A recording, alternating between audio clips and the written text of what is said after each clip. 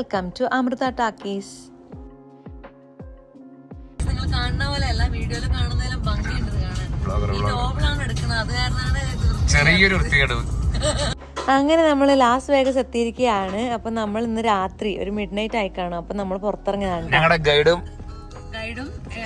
ഇവിടുത്തെ എന്തെങ്കിലും എമർജൻസി ഉണ്ടായി കഴിഞ്ഞാൽ നോക്കാൻ വേണ്ടിയുള്ള നഴ്സും ഡ്രൈവറും എന്തല്ലേ നമുക്ക് എല്ലാ സർവീസും ഒറ്റയടിക്ക് കിട്ടി. അപ്പോൾ നിങ്ങൾ കണ്ടതുപോലെ മുത്തും നോബിളും ഞാനും ഉണ്ണിയേട്ടനും ആമയും കൂടെ വേഗസ് കാണാൻ ഇറങ്ങി. ഇപ്പം നിങ്ങൾ ഇടതുവശത്ത് കണ്ടോ പിരമിഡും അതിൻ്റെ മുന്നിലിതായി ഫറവോയും. ഇവിടെ ഇങ്ങനെ ലോകത്തിലെ പോപ്പുലർ ആയിട്ടുള്ള കുറച്ച് സ്ഥലങ്ങളുടെ ഇതൊക്കെ ഉണ്ടാക്കി വെച്ചിട്ടുണ്ട് ഇവര്. ന്യൂയോർക്ക് എത്തി നമ്മള്. നമ്മള് ന്യൂയോർക്കിൽ എത്തിയിരിക്കുകയാണ്. എല്ലാം സടപടേന്നാണ്.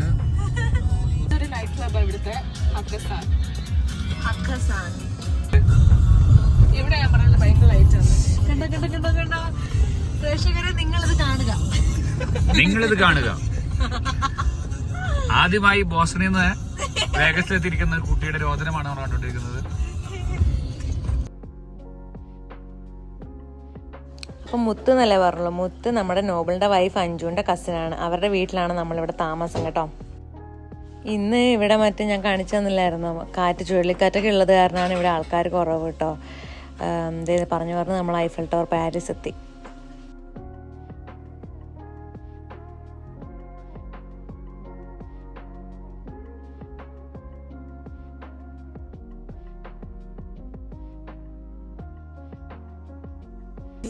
നമ്മൾ അവിടെ കാണുന്ന ഒരു കാസിനോ ബിൽഡിങ്ങിൽ കയറിയിട്ടാ.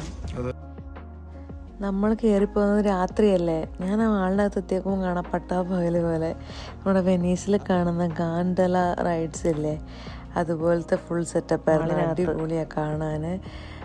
അവരിങ്ങനെ പാട്ടും പാടി ദേ ഈ തോണി ഓടിക്കും.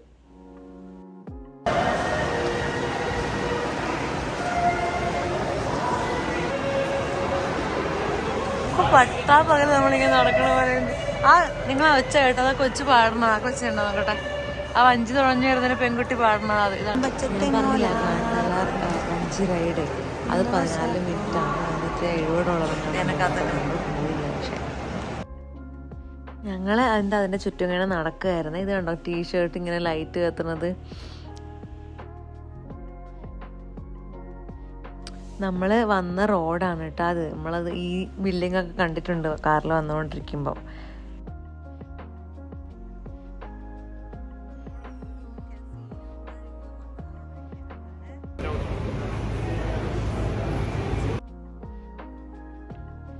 ഇത് കണ്ട ഞാൻ ഇതാരും അവിടെ നിൽക്കണേന്ന് ചോദിച്ചിട്ട് ചെന്ന് നോക്കുമ്പോൾ കാണാം അത് വാക്സ് മ്യൂസിയം ആയിരുന്നു. പക്ഷെ അത് അടച്ചു പോയതുകൊണ്ടുള്ള കയറാൻ പറ്റിയില്ല കേട്ടാ. നമ്മളങ്ങനെ അവിടുന്ന് ഇറങ്ങി ഇങ്ങനെ നടക്കുകയാണ് റോഡ്.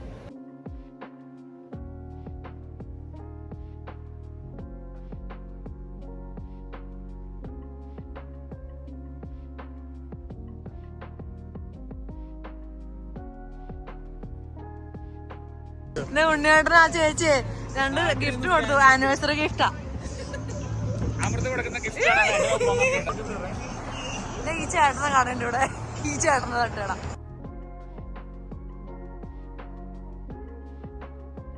ഇത് ഇങ്ങനെ റോഡ് സൈഡിൽ കണ്ടൊരു പരിപാടിയാണ്.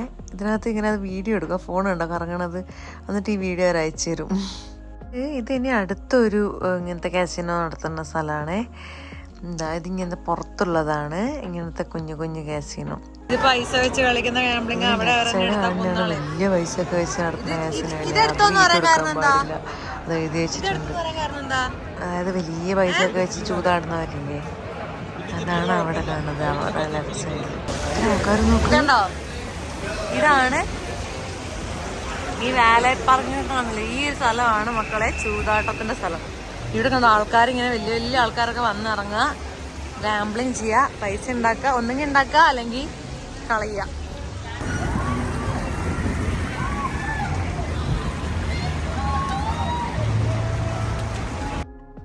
ഒച്ചപ്പാടൊക്കെ കണ്ടോ, എല്ലാവരും കൂക്കി വിളിച്ചോണ്ടാ ഇതുവഴി നടക്കണത്. ഇത് കണ്ടോ റോഡിന്ന് അപ്പുറത്തിപ്പുറത്ത് കിടക്കുന്ന എസ്കലേറ്റർ ഒക്കെ ഇവിടെ.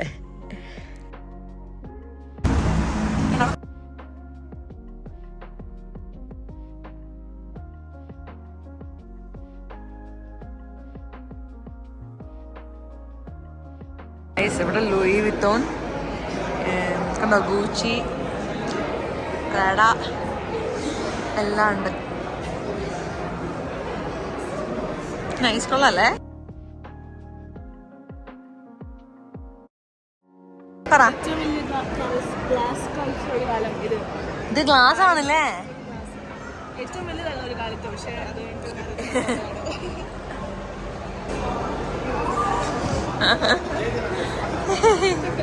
ഇപ്പോൾ നമ്മൾ കയറിയിട്ടുള്ള ബെല്ലാജിയോ എന്ന് പറഞ്ഞ സ്ഥലത്താണെന്ന് തോന്നുന്നു. ഇവിടെ ഓരോ 3 മാസം കൂടുമ്പോഴും ഓരോരോ തീമിൽ ഇങ്ങനെ ഡെക്കറേഷൻസ് ഉണ്ടാവും. ഇതിപ്പോൾ ഇത് ചൈനീസ് തീമാണ് നമ്മൾ പോയ സമയത്ത് ഉണ്ടായിരുന്നത്.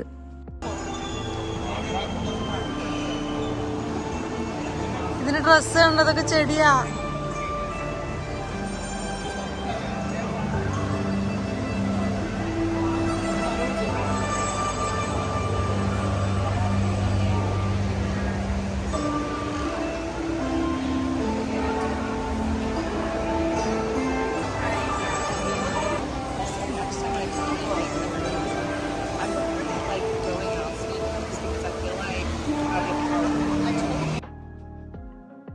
മുത്തു പറയായിരുന്നു ചൈനീസിന്റെ ലക്കി നമ്പറാണ് 8.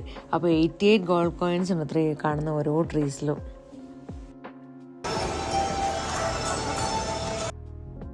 ഇവര് എന്ത് എഫേർട്ടാണ് എടുക്കണത് നോക്കൂ. ഇങ്ങനെ 3 മാസത്തിലൊരിക്കൽ ഇവരിത് മാറ്റി മാറ്റി ചെയ്യും ഇത്രേ. അതും ഇത് ഫുള്ള് ഫ്രീ ആയിട്ട് പബ്ലിക്കിനെയൊക്കെ കയറ്റി കാണിക്കണു. ഞങ്ങളിങ്ങനെ അവിടുന്ന് കുറച്ച് ഫോട്ടോസൊക്കെ എടുത്ത് ഇറങ്ങി കേട്ടോ. അങ്ങനെ നമ്മൾ നേരെ ലോകത്തിലെ തന്നെ ഏറ്റവും വലിയ ചോക്ലേറ്റ് ഫൗണ്ടെയിൻ കാണാൻ വേണ്ടി പോയിട്ടുണ്ടായി. പക്ഷെ അത് അടച്ച്. പക്ഷെ നമുക്ക് പുറത്തുനിന്ന് കാണാൻ പറ്റുമായിരുന്നു കേട്ടോ. കണ്ട മേലിൽ നിന്ന് താഴെ വരെ ചോക്ലേറ്റ് ഇങ്ങനെ ഒഴുകി ഒഴുകി വരുന്നത്.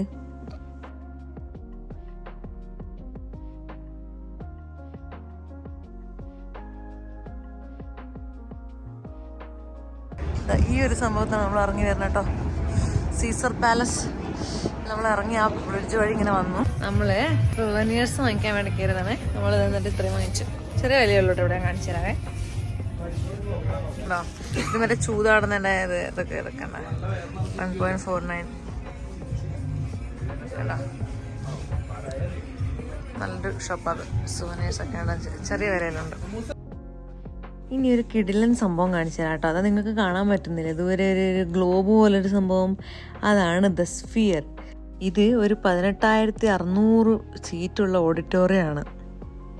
വെറും ഓഡിറ്റോറിയം അല്ല, 16K റെസൊല്യൂഷനൊക്കെയുള്ള LED സ്ക്രീനാന്നൊക്കെയാണ് പറയണത്. പക്ഷെ നമുക്ക് ഉള്ളിൽ കയറാൻ പറ്റിയിട്ടില്ല കേട്ടോ. പലാസോ എന്ന് പറഞ്ഞാൽ അതിനെക്കാളും ഹൈറ്റ് ഉണ്ട് ഇതിന്. നോക്കൂ, ലെവൽ നോക്കൂ കണ്ടാ. അത് ഉറപ്പായിട്ടൊരു 60 ഫ്ലോർ ഉണ്ട്. 60 ഫ്ലോർസ് കാണും അല്ലേ? അപ്പൊ അത്രയും വലിയതാണ് ഈ സാധനം, ഈ സ്ഫിയർ എന്ന് പറയുന്നത്. ഇതിനകത്ത് കുറെ സ്ക്രീനുകളും അതിനൊക്കെ ഓരോ ഷോസും ആണ്. നമുക്ക് ഓൺലൈനിൽ ചെക്ക് ചെയ്യാം സീറ്റ് അവൈലബിലിറ്റീസ് ഒക്കെ. അപ്പൊ നമ്മളിപ്പോ നോക്കിയപ്പോഴും നമ്മൾ നാളത്തെ ഷോന് വേണ്ടിട്ട് നോക്കിയപ്പോഴേ എത്ര അറിയാം പൈസ? അറൗണ്ട് $200. അതും ഫ്രണ്ട് റോയിൽ ഏതോ ഒരു മൂലൊക്കെ സീറ്റിന്. ബാക്ക് റോയിലൊക്കെ 400 സംതിങ് ഒക്കെ. അപ്പൊ സ്ക്രീൻ എങ്ങനെ അറിയോ? കണ്ണ് മാതിരി. അതായത് നമ്മുടെ ഇങ്ങനെ ഇങ്ങനെ ഇങ്ങനെ എന്ന് കാണിക്കൂ. കണ്ടോ? ഇതാ നിങ്ങൾ കാണുന്ന പോലെ ഈ ഐ ഷേപ്പിലുള്ളതായിരിക്കും സ്ക്രീൻ. അതിന് മുന്നിൽ ഈ വേറെ വേറെ കളറിൽ കാണുന്നത് വേറെ വേറെ റേറ്റ് ഉള്ള സീറ്റുകളാട്ടോ. ഇത്ര സമയം നമ്മൾ ആമി പെണ്ണ് സ്ട്രോളറിൽ കിടന്ന് ഉറങ്ങുമായിരുന്നു. എന്നിട്ട് അവള് ഉണർന്നപ്പോൾ ഞാൻ എടുത്ത് നടക്കുമായിരുന്നു. കുറച്ച് കാറ്റൊക്കെ ഉണ്ട്. നമ്മൾ മുത്തിൻ്റെ വീട്ടിൽ നിന്ന് ഡിന്നറൊക്കെ കഴിച്ചിട്ടാണ് ഇറങ്ങിയതെങ്കിലും ഇത്രയും നടന്നല്ലോ. അപ്പോഴത്തേക്ക് നമുക്ക് വിശന്നു. അപ്പോൾ സ്റ്റാർബക്സ് കയറി എന്തൊക്കെയോ കഴിച്ചു, കോഫിയൊക്കെ കുടിച്ച് നമ്മൾ തിരിച്ചു പോയിക്കൊണ്ടിരിക്കുകയാണ് ഇപ്പോൾ. എന്തായാലും താങ്ക് യു ഫോർ വാച്ചിങ്. നിങ്ങളുടെ അഭിപ്രായങ്ങളൊക്കെ കമൻസിൽ അറിയിക്കൂ കേട്ടോ.